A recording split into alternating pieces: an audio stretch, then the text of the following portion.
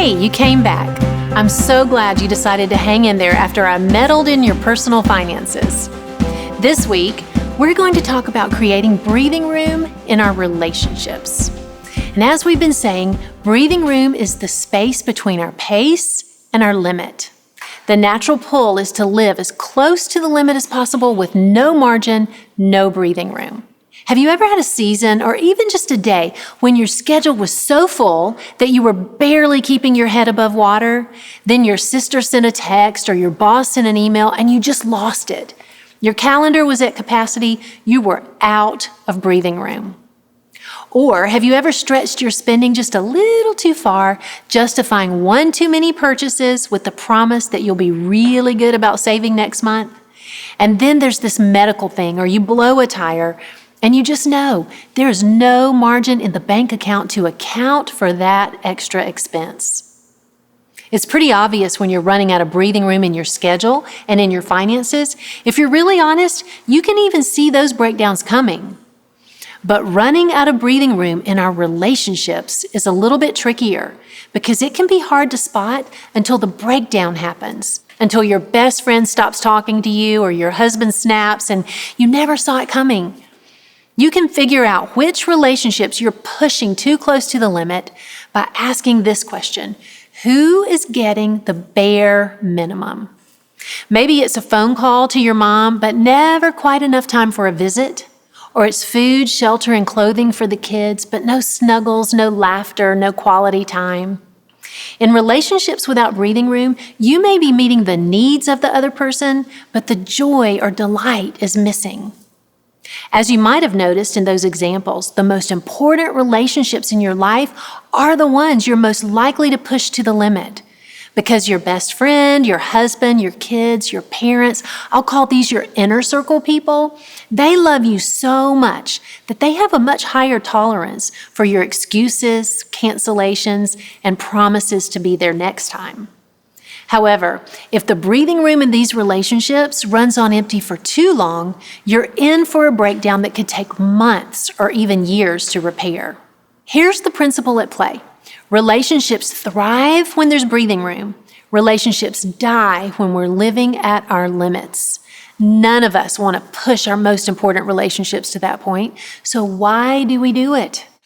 Just like we talked about back in part 1, what drives the breathing room right out of our relationships is fear. The fear of missing out, the fear of falling behind, and the one I have to manage, that fear of disappointing other people. It's hard to admit, but like me, maybe you're so afraid of what your neighbors or colleagues or the other PTA moms will think of you that you'd rather disappoint someone in your inner circle than risk the judgment and rumors that may come from disappointing one of those outer circle people. Here's what I've had to learn. They can find another speaker. Allie can't find another mom to sit on her bed and talk about her latest crush. Someone else can plan this year's fundraiser. I need to be on the bleachers watching some almost grown-up boys play a last season of baseball. That email doesn't need a reply right now. I should close my computer and spend quality time with my husband instead. Here's the thing. There are just a few roles that only I can fill. For me, it's Andy's wife. It's Andrew, Garrett, and Allie's mom. It's daughter and sister. Maybe your roles include being an aunt or a grandma. They're just a few that are unique to you. Someone else will eventually fill your role at work. Someone else will lead that committee. Someone else could teach that class. And if you're not careful, if you let fear drive your decisions, you may trade what's unique to you for something someone else can do. The Old Testament has a story that actually taught me this lesson. It's about someone who understood his unique role and refused to be distracted from it. The verse we're going to look at today first caught my attention in the midst of those heavy-duty mommy years when our kids were still small. It comes from chapter 6 in Nehemiah. Let me give you a little context for the story. Nehemiah was a Jewish man who worked for the king of Persia. He was the king's cupbearer. And at this time, hundreds of years before Jesus, the city of Jerusalem had been conquered and pretty much destroyed. The walls of the city had been torn down, meaning the Jewish people who lived there were in constant danger of being invaded again. Without walls, the other nations and armies nearby could come steal the crops and plunder the city whenever they wanted. So Nehemiah, who remember was Jewish, decides he needs to do something to help these defenseless people who were essentially his relatives. So he takes a big risk by going to the king and asking permission to go to Jerusalem and lead the people in rebuilding the walls of the city. The king agrees, even appointing Nehemiah as governor of Judea, which gives him the authority he needs to get the job done. When Nehemiah arrives in town, he makes a plan, he gathers the people for a big motivational speech, and they all get to work. As the wall starts going up, the people in the surrounding area realize that if Jerusalem gets a wall rebuilt, it will be the end of their stealing and looting. So they figure out that Nehemiah is the one calling the shots, and they decide that if they can distract him, perhaps the progress on the wall will slow or even stop. And this is where we find the verse that is the perfect reminder not to trade what's unique to you for something someone else can do. This group of enemies sends a message to Nehemiah asking him to come meet them in a nearby village. And in our context, this is like an acquaintance inviting you to lunch where you know she's going to pressure you into volunteering for her event or joining the school board. Nehemiah's response to this invitation is what became a defining verse for me and our family. In chapter 6 of verse 3, he said to the people who were trying to distract him, "I am doing a great work and I cannot come down. Why should the work stop while I leave it and come down to you?" In the season of life with little kids at home, I didn't have literal enemies trying to distract me like Nehemiah did. But the role that was unique to me, my great work, was being mom. And this verse showed me that I needed to respond just like Nehemiah to the invitations and opportunities that would have pulled me away from that. So I printed this verse, I posted it all over as a reminder that I am doing a great work and I cannot come down. Some of you may need to do the same.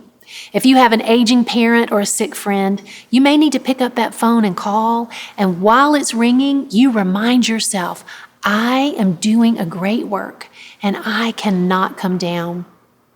If you have little kids at home, you need to tuck them in tonight and say, maybe even out loud, I am doing a great work, and I cannot come down. I cannot come down for that extra evening obligation. I cannot come down for another business trip. I cannot come down just because I'm afraid to say no to an invitation. So what roles are unique to you? These are the relationships that deserve your undivided attention. These are the inner circle people who should be getting your best, not your leftovers. They're your great work. None of the other stuff is permanent anyway. Someone else will have your job. Someone else will plan the thing. Someone else will even have your money. Don't give up what's unique to you for something someone else can do. I want to finish our time together with one more reminder from Scripture. In fact, with the most repeated command in all of Scripture, Old Testament and New. Know what it is? Fear not. The entire Bible tells the amazing story of a God who loves you so much that He doesn't want you to waste 1 ounce of energy on fear. The fear of missing out, the fear of falling behind, the fear of letting someone down. Rather than fear, you can choose to trust God. He wants to provide for you, to protect you, to delight you. Building breathing room into your life is the best way to learn to trust God. You can stop before you're exhausted and let Him pick up the slack. And when you do, you'll end up with a collection of incredible stories about how God met your needs, about how you trusted Him in the past and can trust Him in the days ahead. Here's one last reminder of what, or maybe I should say who, is at stake in your decision to live life with breathing room.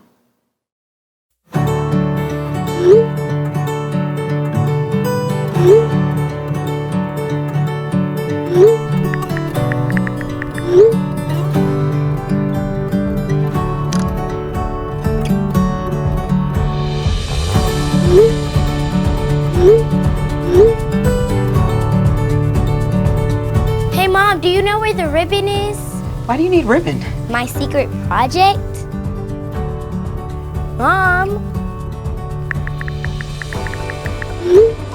Mom! Sorry, it's in the basket next to the blue chair. Don't make a mess for Dad.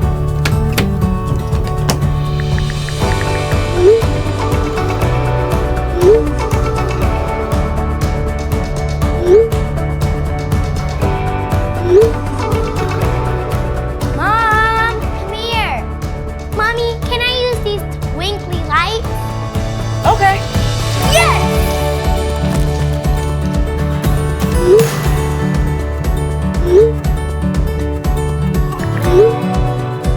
Mom, do you know where the glitter is?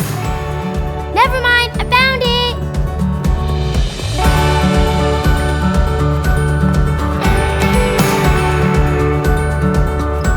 Honey, have you seen my keys? Mom, see what I did. Oh, baby, I am running so late. You're going to want to see this. Come on. Oh, my goodness.